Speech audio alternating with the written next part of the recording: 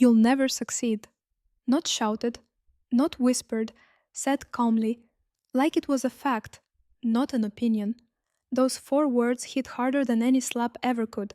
I was 17, standing in my parents' living room, holding a report card that wasn't even that bad.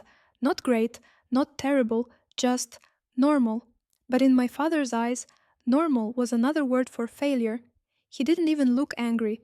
That was the worst part. He looked sure. Sure that I was a waste of time. Sure that I wasn't worth investing in. Sure that my future had already been decided. You see your brother? He said, pointing without even turning his head. Top grades, clear direction, a real future. Then he looked at me again, slow and disappointed, like he was already tired of explaining the obvious. You? He exhaled. You'll never succeed. I felt something inside me shut down right there. Growing up, I learned early that love in our house came with conditions. If you performed, you were praised. If you didn't, you became invisible. My brother was the golden child, the one people bragged about at family gatherings, the one relatives compared their kids to, the one whose mistakes were called learning experiences. Mine, they were called proof. Proof that I wasn't serious, proof that I lacked discipline, proof that I'd probably end up doing nothing with my life. At dinner, my opinions were ignored. At school meetings, my failures were highlighted. At home, silence followed me like a shadow. I stopped arguing because every argument ended the same way. With that attitude, you'll never succeed. That night, I lay on my bed staring at the ceiling, replaying his voice in my head. Not yelling, not emotional, just cold certainty. It's one thing when someone doubts you, it's another when your own father sounds like he's already given up on you. I wanted to prove him wrong. But more than that, I wanted to disappear. The next few years passed like that. Quiet, heavy, lonely. When it was time to talk about college, my brother had options: support, encouragement, savings already set aside. When it was my turn, the conversation was short. We're not wasting money, my dad said. Be realistic. Realistic in his language meant don't dream. So I didn't argue. I nodded. And I learned how to survive without asking for permission. I worked small jobs, late hours, early mornings. I learned things online in silence. And sitting in the corner of my room with headphones on, so no one would ask what I was doing. No one noticed. No one cared, which hurt, but also gave me freedom. Because when no one expects anything from you, you're free to build something in the dark. But the breaking point came one evening I'll never forget. We were all sitting in the living room, my brother talking about his plans, his future, his big ideas. Everyone listening, nodding, smiling. Then my father turned to me suddenly and said, almost casually, "So what about you? Still chasing useless things?" I didn't answer fast enough. That was enough for him. He shook his head and said the words that changed everything. This house isn't a place for failures. If you can't become something, don't become a burden. The room went silent. No one defended me. No one said my name. That's when I understood something clearly for the first time. I wasn't family anymore. I was a problem. That night I packed a bag. Not dramatically, not angrily, just quietly. I didn't know where I was going. I didn't know how I'd survive. But I knew one thing for sure. Staying meant slowly dying. So I left. Outside, the air felt different. Colder, sharper, real. As I walked away from the only house I'd ever known, my father's voice echoed in my head one last time. You'll never succeed. For the first time, instead of breaking me, it lit something inside me. I didn't know how. I didn't know when. But I promised myself one thing that night. If success ever came, it would come so quietly that no one would see it, until it was too late to ignore me. Nobody talks about what happens after you walk away, after the door closes, after the pride fades. That's when reality hits, hard. The first night after I left, I slept on a mattress so thin I could feel every crack in the floor beneath me. No blanket, no fan, just silence and the sound of my own thoughts getting louder. I kept telling myself, this is freedom. But freedom doesn't feel free at first. It feels like fear. The days were worse than the nights. I worked wherever I could: warehouses, late shifts, early mornings, jobs where nobody asked questions because nobody cared enough to ask. I was invisible, and for once, that worked in my favor. No one was watching me fail. No one was waiting for me to mess up. I learned how to stretch one meal into two, how to ignore hunger, how to smile when my body was exhausted but my mind refused to quit. Because every time I felt like giving up, that voice came back: "You'll never succeed." I hated how clear it still sounded. I hated how it followed me everywhere.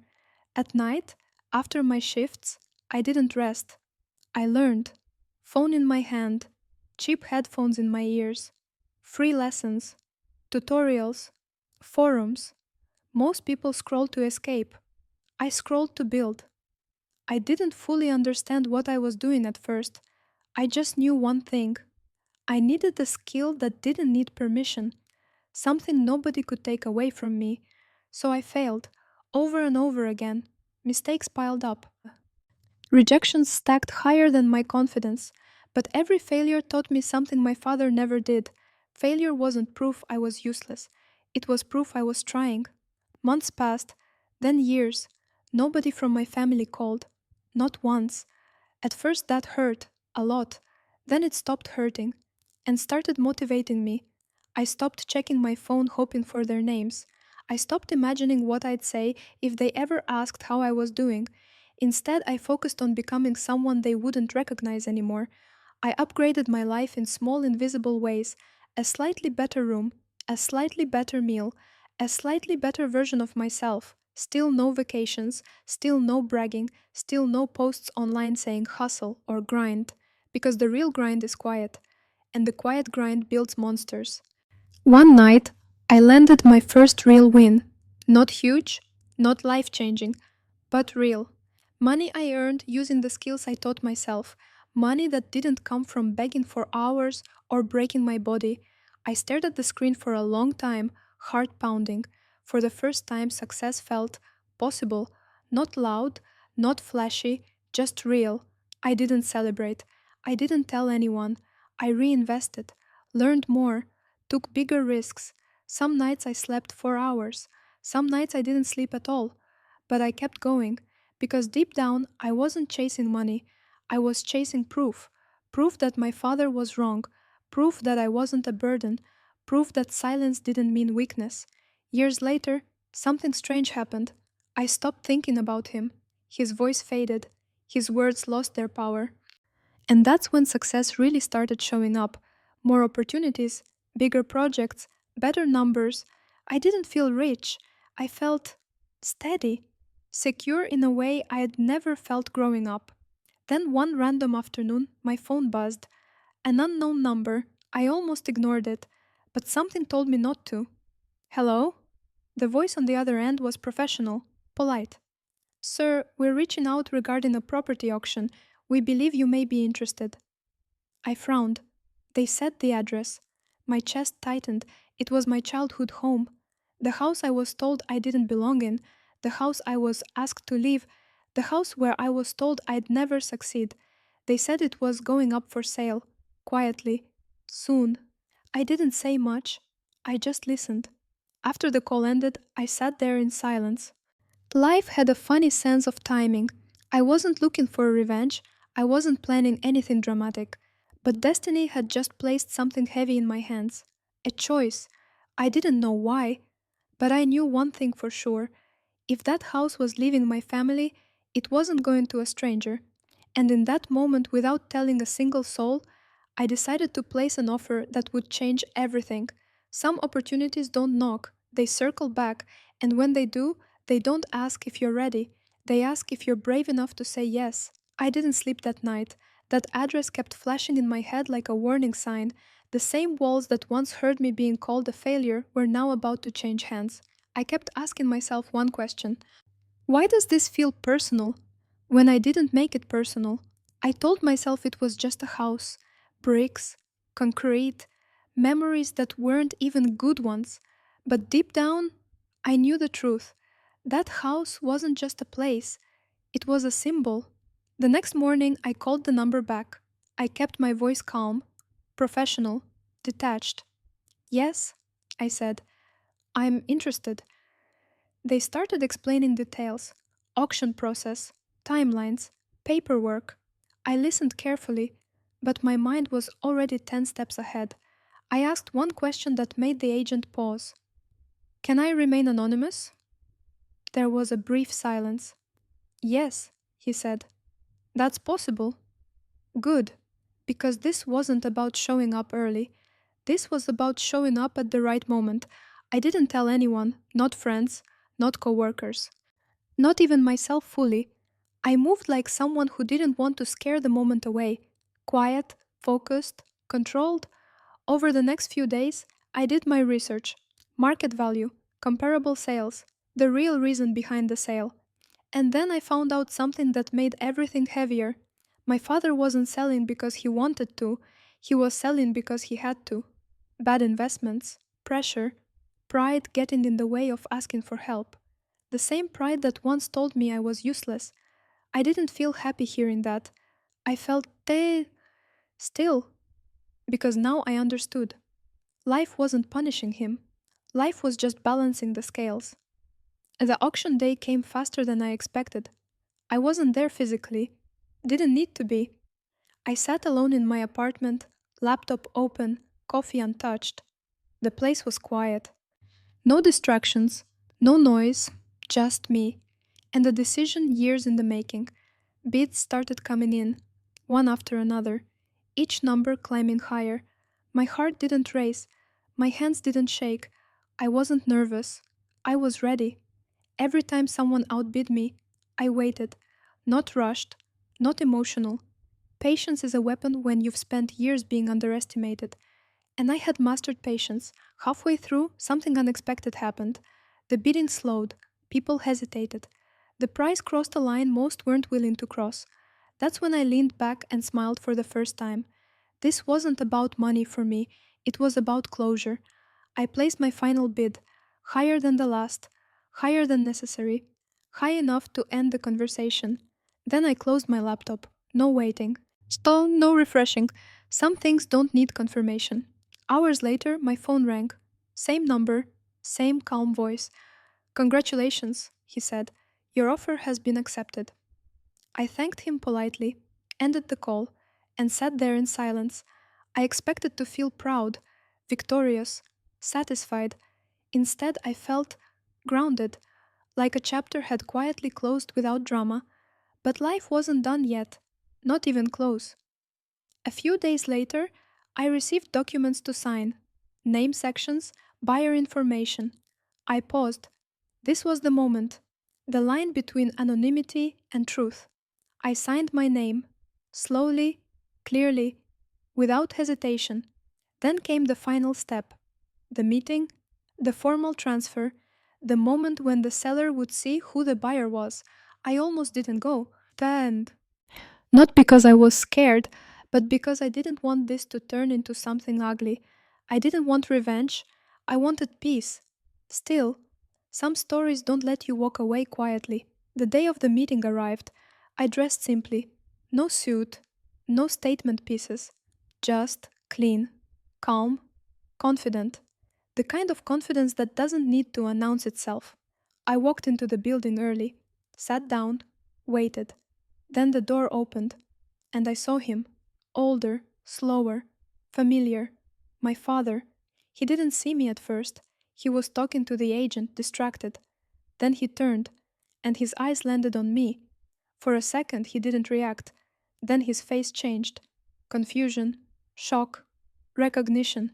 His mouth opened. No words came out. The same man who once told me I'd never succeed was now staring at me like I was a ghost. The room went completely silent, and as he slowly realized who I was and why I was there, I stood up, met his eyes, and knew one thing. The next few minutes were about to rewrite everything he thought he knew about me. There are moments when the loudest thing in a room is silence. No yelling, no accusations, no dramatic music, just two people standing across from each other, carrying years of words that were never said. My father stared at me like his brain was still trying to catch up with his eyes. I didn't rush him. I'd waited years for this moment. A few more seconds wouldn't hurt. He cleared his throat. Then again, still no words. The agent shifted awkwardly, sensing something heavy but not understanding it. Is is everything okay? The agent asked. My father nodded too fast. Yes, yes, fine. But his voice cracked. I stayed calm, hands relaxed, posture steady, not defensive, not aggressive, just present. He finally spoke, quieter this time. What are you doing here? The question wasn't angry. It wasn't curious either. It sounded like fear. I answered simply. I am here to sign. He frowned. Sign what? The agent glanced at the paperwork. The transfer documents, buyer and seller. That's when it hit him. Slowly, painfully. He looked at the papers, then back at me, then down again. No, he said softly, almost to himself. He shook his head once, like he was trying to wake up from a bad dream. This isn't funny. I didn't smile. I didn't react. Because this wasn't about embarrassing him. This was about truth. You don't have to worry, I said. My offer stands. That's when he finally looked straight at me. Really looked. Not as a son, not as a disappointment, but as a stranger with power. How? He asked. One word, heavy with meaning. How did you get here? How did you afford this? How did I miss all of this? I didn't answer right away, not because I didn't know how, but because I knew when. The agent excused himself, sensing this wasn't a conversation he was meant to witness. The door closed. Now it was just us. I took a slow breath. You once told me I'd never succeed, I said calmly. No anger, tataketenke, no accusation, just a fact. He flinched. Not dramatically, just enough to show the words landed. I remember, he said quietly. That surprised me. I didn't come here to argue, I continued. I didn't come for revenge. He didn't respond. So I kept going. I came because life has a strange way of bringing things full circle. He sat down heavily in the chair, older now, tired in ways I'd never noticed before. I didn't know, he said. About what, he didn't specify. Support? My struggle? My success? Maybe all of it. For a moment I felt something unexpected. Not satisfaction, not victory, just clarity. I finally saw him as human, flawed, afraid, proud to a fault, and he finally saw me as something he hadn't prepared for, an equal. You could have told us, he said weakly. Nah, we could have helped. That one almost made me laugh. Almost. But I didn't. Instead, I said the truth. I learned how to survive without help. The words weren't sharp. They didn't need to be. He nodded slowly, like each word added weight to his chest. I made mistakes, he said. Big ones. I didn't deny it, but I didn't comfort him either, because forgiveness isn't something you force. It's something you earn. We sat there in silence again, but this time it felt different, not awkward, final. Eventually he spoke. So, what happens now? I stood up. What happens now, I said, is simple. I signed the papers. The house changes owners, and life moves on. He looked up at me. Hope flickered in his eyes. The kind that comes when someone realizes the person they once underestimated now holds all the cards. Will you, keep it? He asked. The question held more than curiosity. It held fear. Fear of losing not just the house, but the last piece of control he had left. I paused, not for drama, but because the answer mattered. I looked at the house keys on the table, then back at him, and realized something shocking. The house was never the real test. What I chose to do next was power doesn't always announce itself. Sometimes it just waits to see what you'll do with it. The room felt smaller than before, not because the walls moved, but because the balance had. For the first time in my life, my father wasn't the one deciding what happened next. I was. He kept staring at the keys on the table like they might disappear if he blinked. I could see it in his eyes now, not anger, not pride, fear, the same fear I carried for years, back when I had nothing. Are you going to keep it? He asked again. his voice quieter this time. I didn't answer immediately. I walked to the window instead. Outside, the city moved like nothing special was happening. Cars passed, people laughed, life went on. That's the thing about big moments. They never look big from the outside. I haven't decided yet, I said honestly. That answer seemed to shake him more than a yes or no ever could, because uncertainty is scarier than loss. You know, he said slowly, this house, it's all I have left. I turned around. All you have left? I repeated, not mocking, just clarifying, because all I could think about was the night I left with one bag and nothing else. He noticed the shift in my tone. I didn't mean it like that, he said quickly, but I raised a hand. It's fine, I said. I'm not here to argue the past. That was true. I wasn't here to win an argument. I had already won something far more important. I just want to understand, he said. Why you? That question held everything. Why you and not me? Why did you make it and not fail like I expected? I leaned against the table. Because when you stopped believing in me, I said, I had no choice but to believe in myself. He swallowed hard. I could tell that sentence hurt. Good. Not because I wanted pain, but because pain is where truth lives. He looked older now. Not just physically, emotionally, like a man who realized too late that control doesn't equal strength. I thought I was protecting the family, he said. I thought pressure would make you better. I nodded slowly. It did, I said. His eyes lit up for a second. Then I finished the sentence. Just not in the way you imagined. Silence fell again. But this time it wasn't heavy, it was reflective. Finally he spoke. So, what do you want? The question surprised me, because for so long what I wanted never mattered. Now, it was the only thing that did. I took a breath. I want peace, I said. He looked confused. Peace? He repeated. Yes, I said. Not validation, not apologies, peace. He nodded slowly, like he was trying to understand a language he'd never learned. And the house? He asked.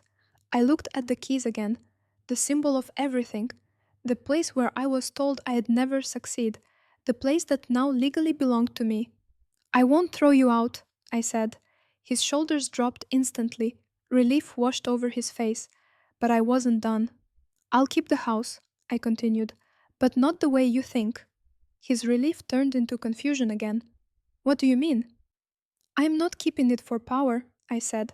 I'm keeping it for closure. I picked up the keys. They felt heavier than they should have. I'm going to renovate it, I said. Fix what's broken.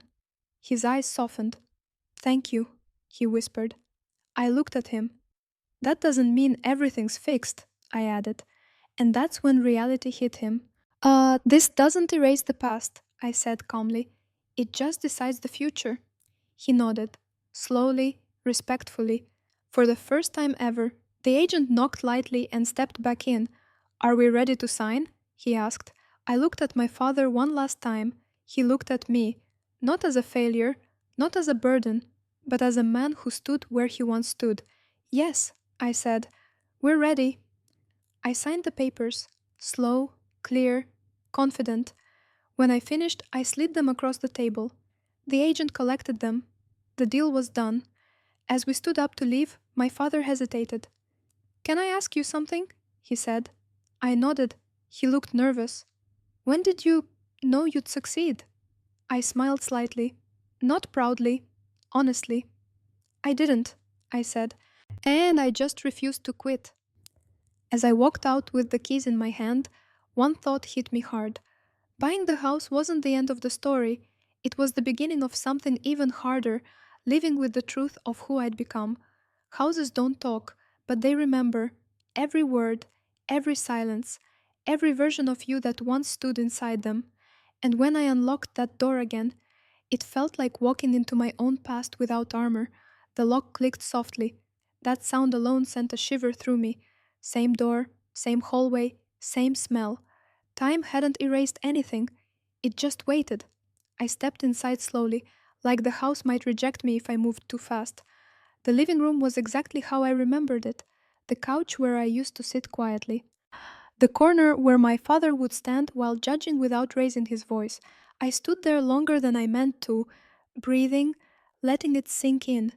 This place once told me I didn't belong. Now, it was mine. I walked through each room carefully, not inspecting, remembering. The kitchen where conversations never included me, the dining table where my brother's achievements were celebrated while my failures were dissected. Up the stairs, each step echoed, louder than before. My old room was at the end of the hall. I hesitated. Some doors are harder to open than others, but I did it anyway. The room was smaller than I remembered, or maybe I was bigger now. The walls were bare, no posters, no signs that I was ever there, like I had been erased. I sat on the floor, right where my bed used to be. This was where I learned to be quiet, where I learned to survive rejection, where I learned that dreams were dangerous if you shared them too early. I closed my eyes, and for a second, I was 17 again, hearing his voice. You'll never succeed. I opened my eyes fast, not angry, focused, because this time the memory didn't crush me, it just reminded me how far I'd come. That's when I noticed something strange. The closet door, it was slightly open. That never happened. Even when I lived here, my father kept it locked. Curiosity pulled me up. I opened it fully. Inside was a small metal box, dusty, forgotten. I frowned. I didn't recognize it. I carried it downstairs and placed it on the table. The same table where everything once felt heavy. I opened the box and froze. Inside were documents, letters, old papers. I picked one up. My name was on it. At first, I didn't understand. Then the words started to connect. Applications, forms, letters I never received, college acceptance letters, plural. My hands started shaking. Slowly, painfully. I read the dates. Years ago. The same year I was told we couldn't afford my education. The same year I was told to be realistic. The same year I walked out with one bag. My chest tightened. This wasn't neglect. This was a choice. Someone had intercepted my future and locked it away. I sat down hard. Anger crept in. Not loud, not explosive. Cold, controlled, the most dangerous kind. I flipped through more papers. Scholarship offers, partial funding, emails printed and ignored. I wasn't rejected. I was hidden. I leaned back, staring at the ceiling. So many years of self doubt, so many nights questioning my worth, all because someone decided I didn't deserve a chance. Footsteps broke the silence. I looked up. My father stood in the doorway. He saw the papers in my hands, and his face drained of color. You found it, he said quietly. Not surprised, just defeated. Why? I asked. One word. All the pain. All the confusion. He didn't answer immediately. He walked in slowly and sat across from me. I was afraid, he said finally. Afraid of what? Of me succeeding? Of losing control? I thought if you failed early, he continued, you'd stay close. Safe, dependent. The words hit harder than any insult ever had. He didn't doubt me because I was weak. He doubted me because I was dangerous. I stood up, hands clenched, not to strike, to hold myself together. You didn't protect me, I said calmly. You trapped me. He looked down. No defense, no excuses left. Silence filled the house again. But this time, it screamed. I looked at the letters one last time, then at the man who hid them, and realized something terrifying. Buying the house gave me answers, but forgiving him might cost me more than hate ever did. Some conversations don't need shouting, they just need honesty, and the courage to stay in the room when everything in you wants to walk away. I held those letters like they were fragile, not because the paper could tear, but because the truth already had. My father sat across from me, shoulders slumped, eyes avoiding mine. For the first time in my life, he looked small, not weak, small, and that confused me more than anger ever could. I didn't think you'd understand, he said quietly. I let out a slow breath. You didn't give me a chance to, I replied. The words didn't shake. They didn't rise. They landed. He nodded, staring at the floor. I grew up believing success was controlled, he said. If I could shape the outcome, I could prevent pain. I almost laughed. Almost. Because the irony was painful. You caused the pain, I said. Trying to prevent it. He looked up then, straight into my eyes. I know, I said. 2 words. Too late. But real. Oh, silence stretched between us again. This silence wasn't awkward. It was dangerous, because this was the moment where things either broke forever or bent just enough to survive. I want to say I'm sorry, he said. I closed my eyes, not because I didn't want to hear it, but because I didn't know how to receive it. An apology doesn't erase years. It doesn't rewrite nights spent doubting yourself. It doesn't give back lost time. I don't know what sorry fixes, I said honestly. He swallowed. I know it doesn't fix everything, he replied, but it's the truth. I looked around the room, at the walls that heard everything, at the space where I learned silence before strength. Then I looked back at him. You know what hurt the most? I asked. He shook his head slowly. Not the pressure, I said. Not the criticism. It was knowing you never trusted me with my own future. That sentence broke something in him. I saw it. Tears didn't fall, but something behind his eyes cracked. I was wrong in that, he said. About you. About everything. I nodded. I know, I replied. And for the first time, those words weren't bitter. They were calm, certain. I don't hate you, I continued. I carried that anger for years. But I don't want to carry it anymore. He looked up sharply. Hope flickered, but I didn't let it grow unchecked. That doesn't mean we're suddenly close, I added. It doesn't mean trust magically returns. Forgiveness isn't a reset button, it's a boundary. He nodded again, slower this time, respectfully. I understand, he said, and I believed him, not because of his words, but because he didn't argue. I stood up and placed the letters back into the box, carefully, like closing a chapter without burning it. I am not erasing the past, I said. I'm just choosing not to live in it. He stood too, awkwardly, like a man unsure of his place. I don't expect anything, Keita, he said. Not forgiveness, not closeness. I just wanted you to know the truth. I looked at him, and for the first time, I saw fear replaced by respect. That mattered more than love ever did. I'm going to renovate the house, I said. Make it mine. He nodded.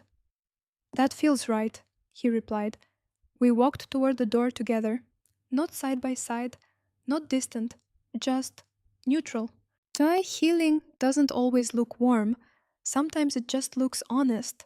At the doorway, he stopped. There's one more thing, he said. I turned. He hesitated, then spoke. You didn't just succeed, he said. You became better than I ever was. That one hit deep, not because it felt good, but because it finally felt unnecessary. I didn't need his approval anymore. As I stepped outside, the door closing softly behind me, one final thought hit me hard. Success didn't freeze him. Truth did. And now, all that was left was deciding who I'd become without the weight of his shadow. The strangest part about winning is realizing you don't feel the need to prove anything anymore.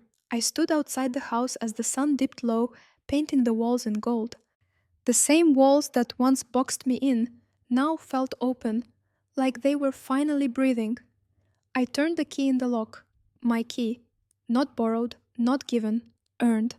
Inside, the house was quiet, not the tense quiet I grew up with. This was different. This was peace. I walked through the rooms one last time before renovations began. Each step felt lighter, like the floor no longer expected me to fail. I paused in the living room, right where it all started, where a man once looked at a scared kid and said, "You'll never succeed." I smiled, not bitter, not proud, just calm. I didn't succeed out of spite.